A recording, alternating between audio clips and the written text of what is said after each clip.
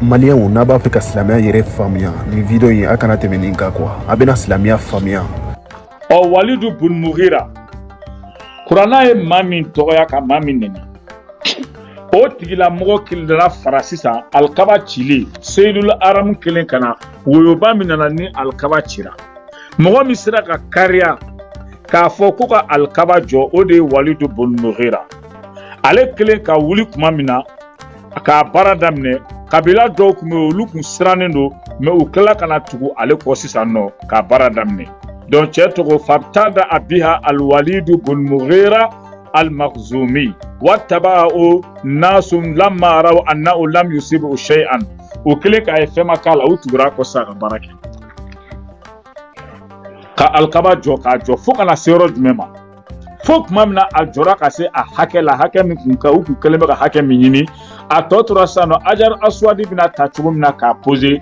kabila minnu farala Walidu ka baara kɛ olu kabilaw de nana fɔ ɲɔgɔn kɔ sisan nɔ ikhtalafu u fɔra ɲɔgɔn kɔ mɔgɔ jumɛn de bɛna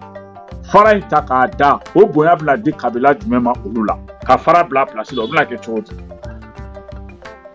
واستمر النزاع 4 ليال أو 5 sɔsɔli nana tɛmɛ u ni ɲɔgɔn cɛ fɔnkɔɲɔgɔnya nana jidi tile 4 fo ka taa se tile 5 ma washtadda hatta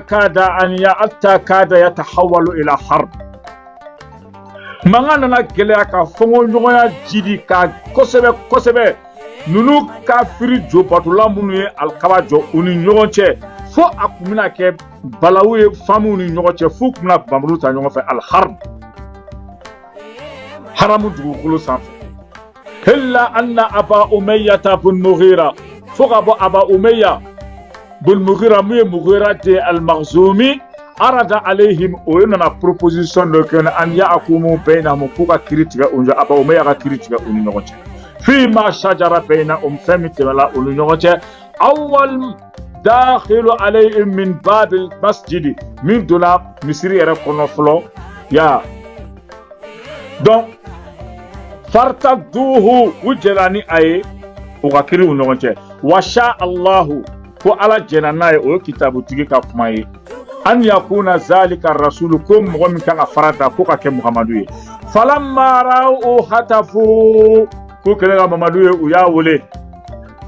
hazal aminu ko nin ye danayatigi de ni Muhamadu radaynahu an jɛra ale ma kosɛbɛ haza Muhammadu ko nin ye Muhamadu ye wa an filɛ nin ye bi an kami to Muhamadu ka mawuludu de la fɛn min kɛra kɔnɔ an bɛ k'o de ɲɛfɔ silamɛw an bɛ k'a ɲɛfɔ maliyɛnw an bɛ k'a ɲɛfɔ na walasa a ka miiri dɛ k'a fɔ a fɔcogo la nka na aw yɛrɛ kisa in lamɛn aw yɛrɛ hakili bɛna ko dɔ di aw ma k'a sɔrɔ an ma fɛn fɔ aw ye mais nin ye alikaba jɔli kisa ye falamma intaha ilayhim kuma min na u nana laban ale Muhamadu ma sisan wa akhbaru al-khabara u nana kana information d'a ma anw bɛ fɛ i kana alikaba fara in de da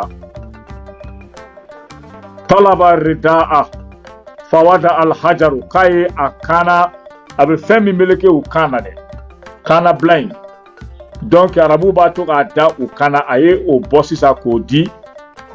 fawada al-hajaru wasata k'a ye fara ta ka bila a camancɛ la fara tara ka bila a camancɛ la a ye fara ta ka bila a camancɛ la wa talaba min ru'asa al-qaba'il a y'a ɲini kabilaw ɲɛmɔgɔbaw fɛ mutanazi'ina minnu kun fɔlen don ɲɔgɔn kɔ fara in ko la an yumsiku jami'an k'u bɛɛ lajɛlen ka ale ka a fara dalen bɛ ale ka Kanada min kɔnɔ nin ye dɛ y'a faamu k'u bɛɛ lajɛlen ka a tarafu bɛɛ ka a partini dɔ minɛ wa amarahum Muhamadu y'u yamaruya an yarfa'uhu u k'a kɔrɔta u y'a kɔrɔta hatta iza awsaluhu ila mawdi'i fo ka t'u se Hajar Aswadi bilayɔrɔ la akhaza'u biyadihi Muhamadu y'a minɛ a bolo la bon ni mɔgɔ ninnu fɔlɔ u bɛɛ tun bɛ jo de bato u bɛɛ tun bɛ Hajar Aswadi de bato mais ale yɛrɛ filɛ a bɛ nin fɛn na mais nin y'a sɔrɔ kira ma kɛ nin kɛra k'ale to san 35 la u bɛ ka culture min kɛ u bɛ ka baara min kɛ ale yɛrɛ filɛ nin ye o baara la fana donc an t'a fɔ k'a ye jo bato mais filɛ a kɔni bɛ jo batolaw ka culture u bɛ ka baara min kɛ k'u ka Hajaru k'a protéger Muhamadu kɔni bolo filɛ o la nin a bɛ k'o kɛ an t'a se ka fara o la dɛ voilà c'est pour tanti an yarfu hatta iza awsalu fun nasi ablarola mawdihi ablaro akhaza ubiyadi kira yɛrɛ amna bulu barkaman yi faran wasur ala kunte bato akane fawada'u fi makanihi ataraka faran bla a place wa hadha halun kitabu kun solution hasifun radiya bi al qawm ko solution kum peuple bela jela ka kabila mo bela jenen jerani ko solution yi voilà wa qasrat bi quraish nafaqata donc dépenser mini fɛn mun kɛra tayyibata a kurushu de a bela jelen fɛn bɛ kɛ a bara dana kurushu de la wa akhraju min ji'ati shimaliyatin u y'a bɔ kɔrɔn fanfɛla la na'wa min sittatil azra'i nɔngɔmanye 6 y'a ye u y'a bila ka taa o fanfɛla la wa hiya allati tusamma bil hajar al hatim ko de bɛ wele ko hajaru ya ko hajaru hatimu abe wolete warafa'u ku ya korota babaha ka adafna korota min al ardi ka bo dugukolo la ya da ko li an la yadkhulaha illa man aradu mo shikana du akono fana mo min jara olu yere walamma balagha al bina'u 15 zira'an o ma soy joli na se ya famya nongo manye binani makmanna 15 nongo nyama tanduru binan tere tanduru zira'an saqafuhu ala 6 a'midatin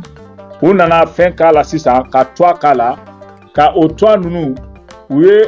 taraba fomi mo be femu jo plier uye plier min do ala o 6 a'mida o plier worodi wasarat al-ka'batu al-kabakira ba'da intihaiha voilà ba'da intihai ni banen ko fe tuni zata shakl murabba kullu ko fe ko al-kabaye forme 4 carreta balaga irtifa'uhu a hauteur au kera 15 mètres wa tulu dil'uhu allazi fi al-hajar donc à côté mimbe non ni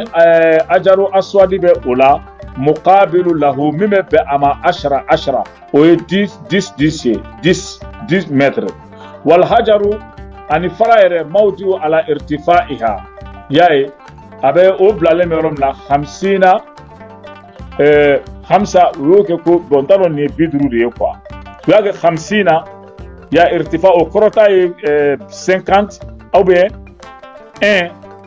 mitran peut-être abe sur 5 de quoi c'est de 5 à 1 ya min ardiyati kabod kulu la mutafun wa mulumulu me kero wadil allazi fi ibabun ani akote mimbe no ni dabe orola muqabilu lahu mimbe be faraima 12 wa min ba o metri tan fly wa ba baha ala irtifai ko wadan fene ka mitren o be metri flama min al ardi kabod dugukolo ma bon nous géométrie de bisara ni ato nous me carte bol le bisara ni explication diganye ko sebe donc ni babouye kira bangele ukumu ngono ni kamitu ni soro awre ka liguru kono ka nyefo alkaba jora chomi Walid bun Mughira ani mo fe donc Tunga TV ni wati na chota nganga ndado Walid bun Mughira la parce que ale Walid bun Mughira na tobe Qur'ana kono ni kureshu kuye ale yɛrɛ de ci ka taa Muhamadu ma donc nin b'a yira kan ni Muhamadu ye baara kɛ ɲɔgɔn fɛ bonya bɛ u ni ɲɔgɔn cɛ ale fɛnɛ shairu kun do poète ba fɛnɛ kun do tuguni a bɛ voyager a bɛ fɛn caman dɔn ale de kun b'a fɔ Muhamadu ɲɛna k'i bɛ ka fɛn minnu fɔ ne ko c'est le conte des anciens ale Walid bun Mughira